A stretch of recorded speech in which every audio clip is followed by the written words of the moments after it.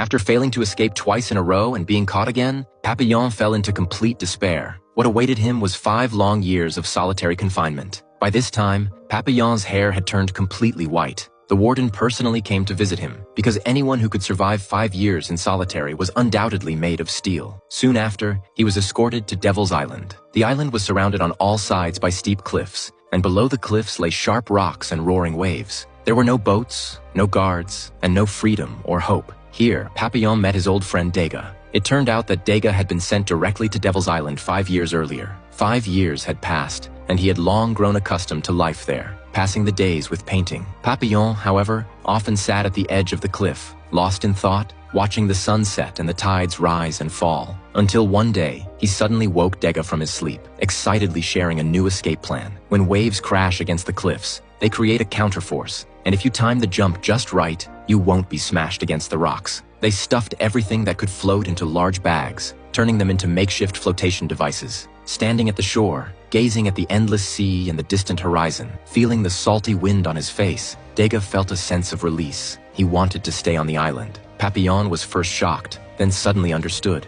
Over these 5 years, Devil's Island had completely drained Degas' will. Papillon, however, was different. He had endured 7 years of torture in prison, and what kept him alive was his longing for freedom. For Degas, Devil's Island had become a different kind of freedom they had been desperately searching for. The two men shook hands tightly to say goodbye, grateful for 7 years of shared struggles. Then, without hesitation, Papillon leaped off the cliff, his fate unknown. Degas stood silently on the shore for a long time, yet he never saw Papillon's form. But Papillon succeeded. It was as if he could hear their shared cry, and carrying both of their freedoms, he raced toward the horizon. Many years later, an old man wrote down his 7-year legendary escape story and submitted it to a publisher in Paris. The editor could hardly believe that such events had actually happened. But this was not a story about one man alone. It was the story of Papillon and Degas, and of countless others trapped in similar fates. When the book was published, it caused a sensation, even drawing the attention of France's Minister of Justice, who re-examined the old case. More than 20 years later,